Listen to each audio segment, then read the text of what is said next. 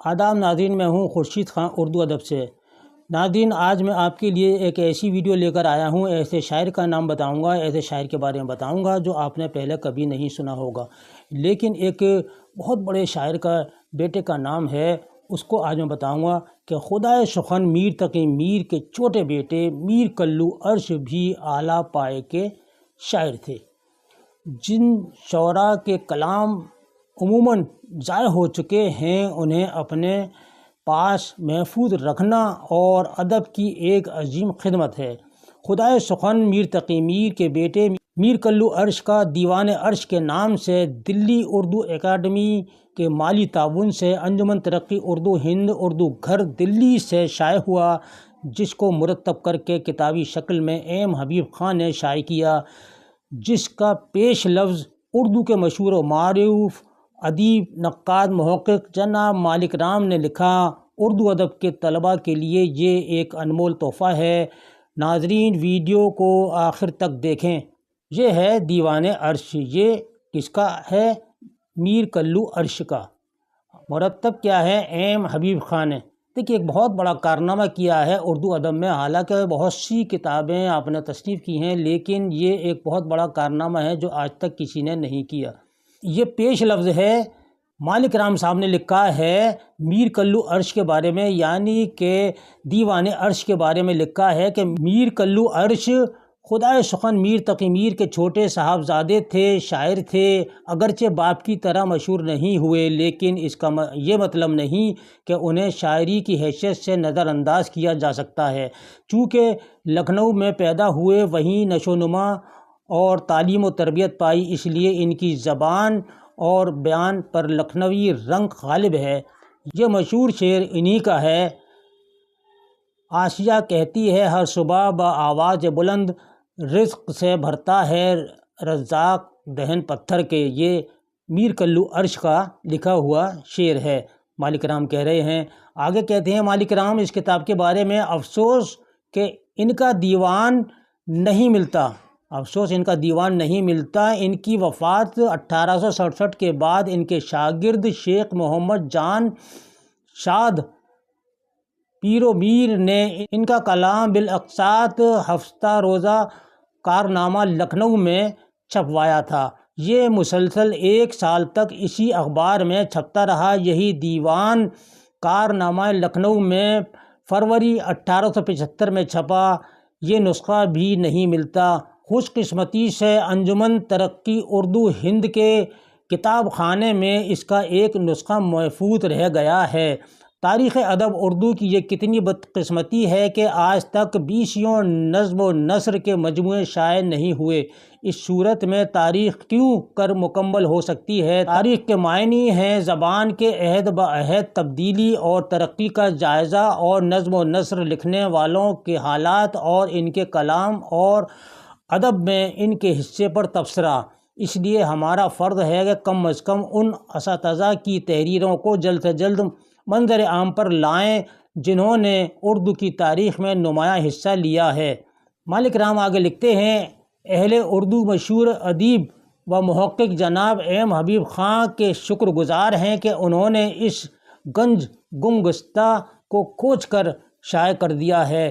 میر کلو عرش اپنے زمانے کے مشہور استاد ہیں۔ لکھنؤ میں ان کے دم قدم سے اردو کو فروغ حاصل ہوا۔ ان کے شاگردوں نے اس زبان کی آبیاری کی اور ان کا سلسلہ آج تک جاری ہے۔ مالک رام، دیکھیے مالک رام صاحب کا یہ ہے نام، مالک رام، انہوں نے یہ پیش لفظ لکھا ہے میر کلو عرش کے، یعنی دیوان عرش کے بارے میں۔ اب دیکھیے دیوان عرش، ٹھیک ہے، دیوان عرش یہ ہے دیوان عرش، اور خدائے سخن میر تقی میر کے صاحبزادے میر حسن عسکری عرف میر کلو عرش کا دیوان، یعنی ان کا نام تھا میر حسن عسکری اور عرفیت تھی میر کلو، اور عرش ان کا تخلص تھا۔ میں مقدمہ و سوانح، مرتبہ ایم حبیب خان۔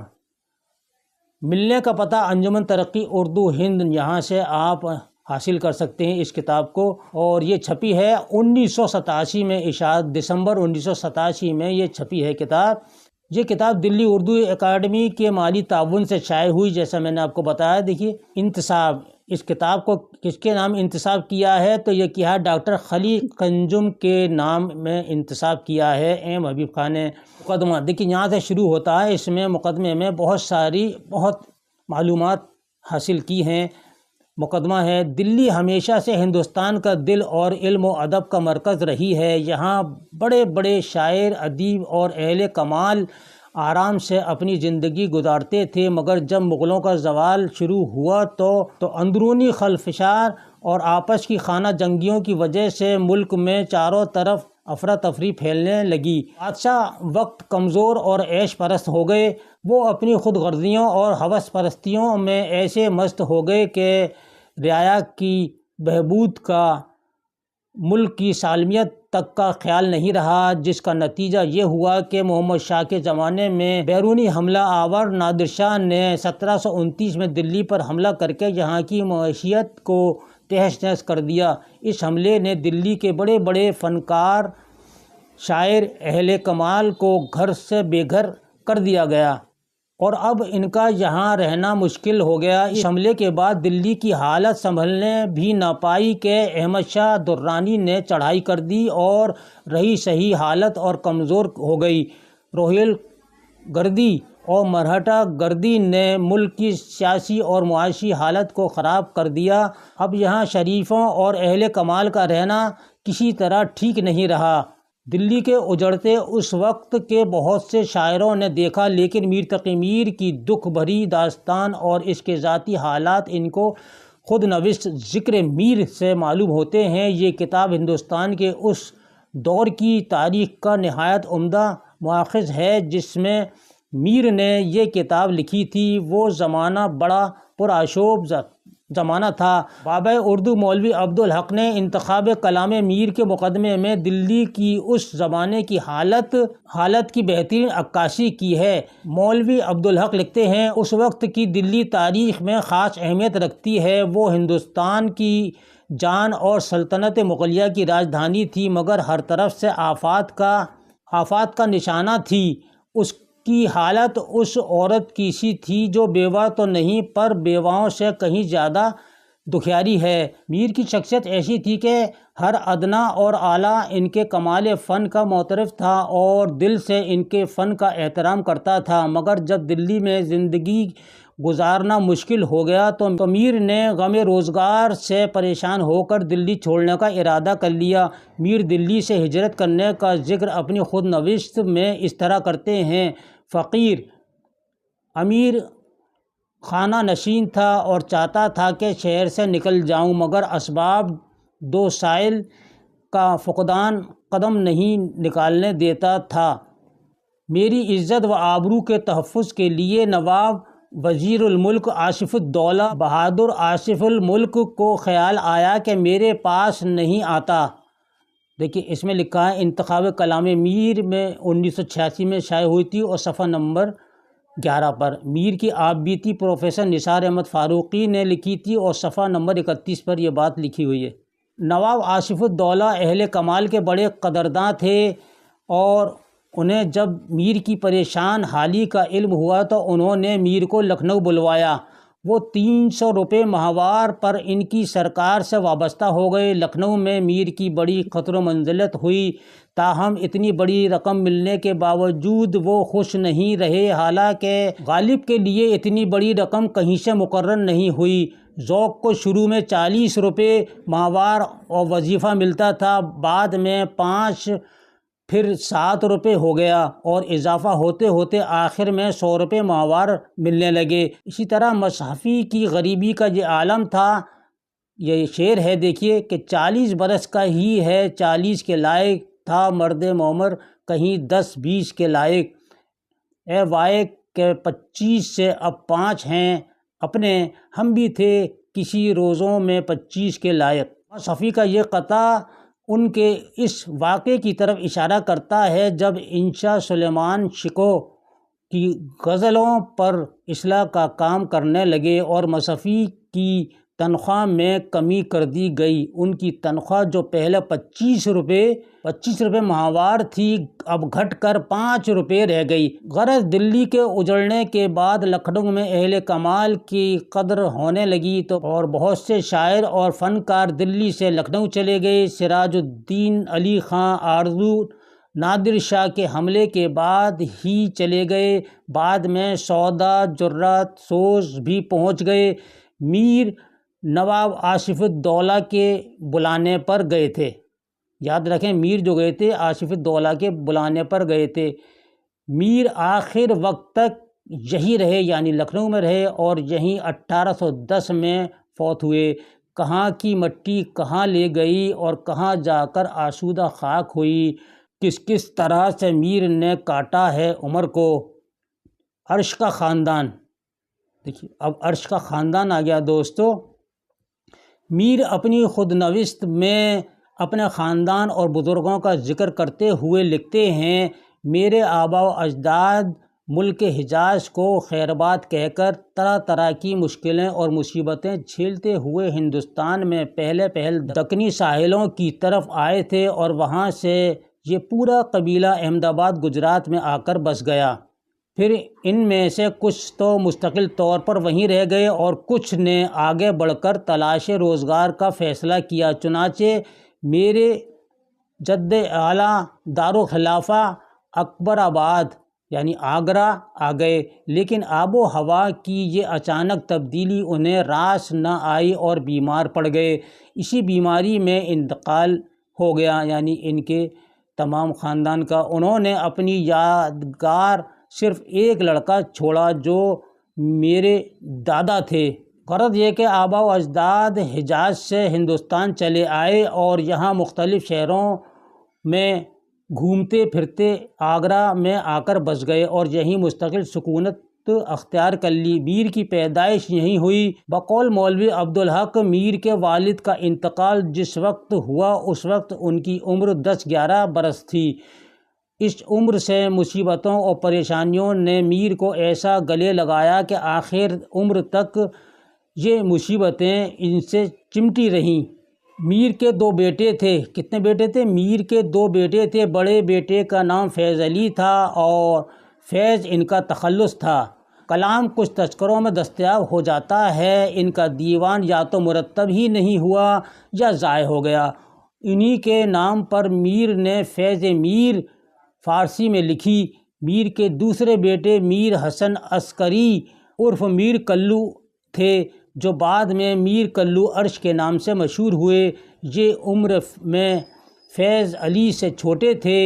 فیض علی غالباً دلی میں پیدا ہوئے۔ میر نے 2 شادیاں کی۔ محمد حسین آزاد عرش کے متعلق لکھتے ہیں، میر صاحب کے بیٹے لکھنؤ میں ملے تھے، باپ کے برابر نہ تھے مگر بدنصیبی میں فرزند خلف تھے۔ ایک پیر مرد اور بے پرواہ مستغنی المزاج تھے۔ میر عسکری نام، لیکن میر کلو عرش کے نام سے مشہور تھے۔ عرش تخلص تھا، خود شاعر صاحب دیوان تھے اور چند شاگرد بھی تھے۔ ایک شعر ان کی غزل مشاعرہ کا لکھنؤ میں زبان زد خاص و عام ہے۔ آسیہ کہتی ہے ہر صبح بآواز بلند، رزق سے بھرتا ہے رزاق دہن پتھر کے۔ میر 1782 میں لکھنؤ پہنچے۔ اس وقت ان کی عمر 60 سال کے لگ بھگ تھی۔ ان کا انتقال 1810 میں ہوا 90 سال کی عمر میں۔ گویا لکھنؤ میں انہوں نے 30 سال زندہ رہے۔ لکھنؤ میں 30 سال زندہ رہے۔ تذکرہ خوش مورکہ زیبا میں میر کے بڑھاپے کی شادی کا ذکر ہے۔ اس سے ہمارا قیاس اور قوی ہو جاتا ہے کہ میر نے 2 شادیاں لکھنؤ میں کی اور عرش اسی بیوی سے تھے۔ عرش کا دیوان پہلی بار 1875 میں کارنامہ لکھنؤ میں چھپا تھا۔ قلمی نسخہ کسی کتب خانے میں موجود نہیں ہے، البتہ 2 مطبوع نسخے کراچی اور دلی کے کتب خانے انجمن ترقی اردو ہند اردو گھر میں موجود ہیں۔ یہ دونوں نسخے ایک ہی مطبع کے چھپے ہوئے ہیں اور دونوں میں کوئی فرق نہیں ہے، تاہم ان نسخوں کے پیش نظر یہ دیوان مرتب کیا گیا ہے۔ میں اپنے بزرگ اور کرم فرما جناب مالک رام کا تہ دل سے سپاس گزار ہوں کہ موصوف نے اپنی بیماری کے باوجود اس سلسلے میں میری رہنمائی فرمائی اور نہایت مفید مشورے دیے اور میری درخواست پر عرش کے دیوان پر اپنی رائے تحریر فرمائی، یعنی کہ پیش لفظ لکھا ہے مالک رام صاحب نے۔ میں نے خاص طور پر ڈاکٹر خلیق انجم کا بھی ممنون اور احسان مند ہوں کہ انہوں نے دلی اردو اکیڈمی سے اشاعت کے لیے مالی امداد منظور کرائی اور اس کے لیے آسانیاں بہم پہنچائیں۔ جناب شریف الحسن نقوی صاحب کا ممنون ہوں کہ انہوں نے علمی کتابوں کی ناقدری کے اس دور میں اس کی اشاعت کے لیے آسانیاں فراہم کی۔ اگر ان حضرات کی اس طرف توجہ نہ ہوتی تو خدائے سخن میر تقی میر کے صاحبزادے کا دیوان منظر عام پر نہ آتا۔ پروفیسر گوپی چند نارنگ کا بھی ممنون ہوں کہ انہوں نے اس کام میں میری نہ صرف حوصلہ افزائی فرمائی بلکہ مفید مشورے بھی دیے۔ ڈاکٹر ضیاء الدین انصاری کا بے حد شکر گزار ہوں کہ انہوں نے ہر قدم پر میری ہمت بڑھائی اور اس کی اشاعت میں بھرپور تعاون دیا۔ ڈاکٹر صابرہ بیگم کا تعاون بھی اس کتاب کی تیاری میں معاون رہا، ان کا بھی شکر گزار ہوں۔ ایم حبیب خاں، انجمن ترقی اردو ہند، اردو گھر، نئی دلی، 15 دسمبر 1987۔ دوستو یہ ایک نایاب ویڈیو ہے، ایک نایاب شاعر کا نام ہے جو گمنام تھا اور یہ آج آپ کے سامنے ہم نے پیش کر دیا ہے۔ یہ ویڈیو آپ کو کیسی لگی، یہ شاعر کیسے لگے آپ کو، میر تقی میر کے چھوٹے صاحبزادے کیسے لگے کہ دیکھیے وہ بھی شاعر تھے لیکن میر کی طرح نہیں تھے، اسی لیے ان کا دیوان منظر عام پر نہیں آیا اور یہ کام کر دکھایا ایم حبیب خان نے جو بالکل ناممکن تھا۔ اگر آپ کہیں گے تو میر کلو عرش کے جو دیوان میں پہلی غزل ہے وہ بھی بتا دوں گا اور آخری غزل ہے وہ بھی آپ کو بتا دوں گا، یا جو بھی اچھی اچھی غزلیں ہوں گی وہ آپ کو سامنے میں پیش کر دوں گا۔ اس کے ساتھ ہی اپنے بھائی کو اگلی ویڈیو تک کے لیے اجازت دیجیے۔ اللہ حافظ۔